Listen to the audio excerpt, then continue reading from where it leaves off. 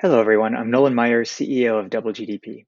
We're building an end-to-end platform for new cities to connect with residents, accelerate growth, and deliver responsive public services. I'm here today bringing you a company update for June through August of 2021, roughly our Q3. Our top line goal is to grow the population of cities, of double GDP cities, and our goal was to hit 47. We grew from 24 at the end of May to 42 at the end of August. Very solid growth and not quite what we had hoped to get to. On the product side, there were three areas that we wanted to invest in: payments, security, and business registry or customs record management.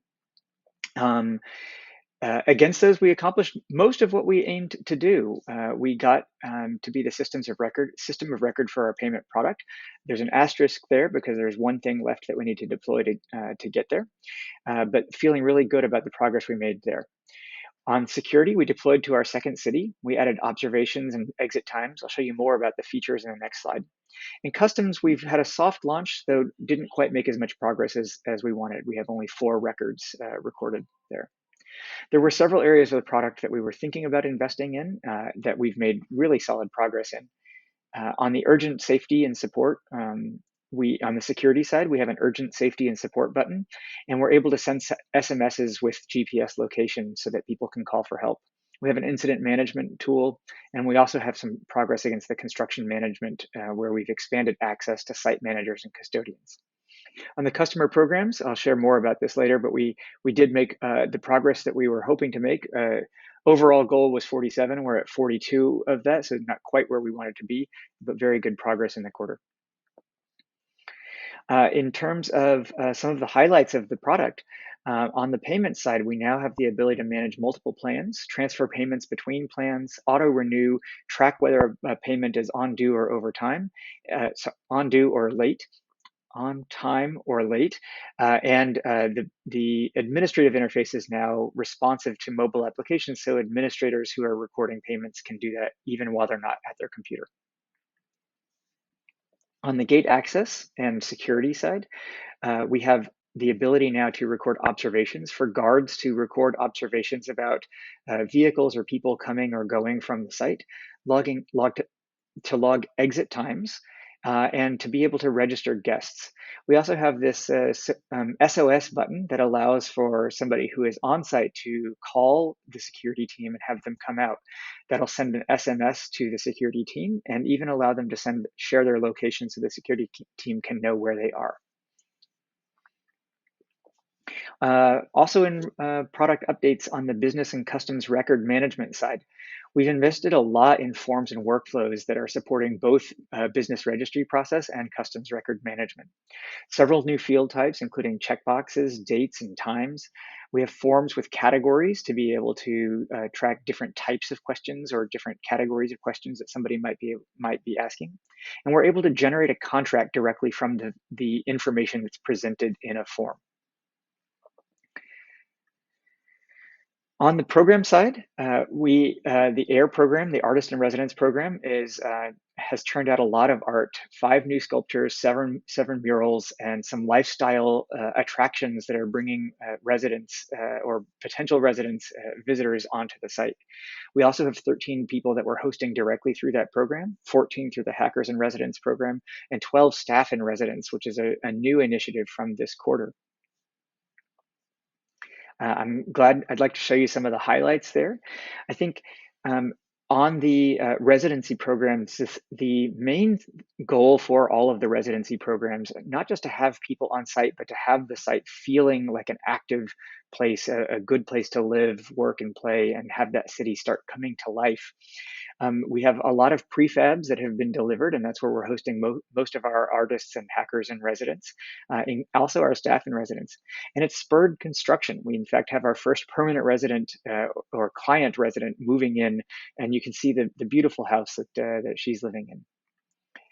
On the artist in residence side, some of the murals and lifestyle things we've been hosting are high teas, or the Chenna team has been hosting high teas, sunset and canoe rides, and some murals to have up around. They also had a motor rally that brought hundreds of visitors to the site, highlight from this quarter. The Hackers in Residence had a great meeting with the CEO of Nkwashi, and here showing just the team that is actively learning how to become software engineers and building a knowledge economy at Nkwashi. And that the work that's going in is also being reflected in social media, where we have 100 posts and 272 followers of the social media accounts that are talking about the Artist in Residence program. Looking at the company updates, we have 3 new team members that we're welcoming, and the company kind of got on a travel, got to travel this quarter. So 3 new people on the team: 2 engineers based in Kenya, 1 customer success manager based in Honduras, and 2 very large, substantial trips for the quarter. I made it to Kenya and to Nigeria and got a chance to meet many of the team that we have out there. And we had a couple of team members visit Honduras and see our second site there and get just a firsthand experience of what it's like to be in that city. And I think one of the biggest things that's exciting from that trip to Africa is that we've learned a lot about how we talk about ourselves. I think there's been a tremendous evolution in this quarter about the way that we present Double GDP to new prospective partners and the way we understand the value that we're bringing. This platform as a hub slide is something that really articulates the vision of being like an operating system for a city with some core services that are available to all aspects of the platform, modules that provide core functionality to the city, and connections to third-party applications or hardware devices that will allow that platform to be extended. We talk about a mobile app, a unifying mobile app that's one place that a resident or any community member can go to access the city services that they need. And when we're talking, we have a lot of entry points now to the first use case that a new partner might use with us. So we share many of the functionalities or the feature sets and modules that we have in a way that allows us to understand what's valuable to a prospective partner and meet them where they are and have them come on board with the use case that's most important to them. In terms of thinking about our goals for next quarter, there are 3 areas that we want to continue investing in the product: uh, payments and notifications around it, gate access and registry, and customs registry and report management. We're going to invest in a simple incident management process, the home handover process, and the simple development control, and add some more safety and security support. We'll also expand our HRR program and move in some first residents in our Honduran site. With all of this, the goal is not to be at 100 by the end of November, but to be at 100 by the end of the year, and that will make us all very happy.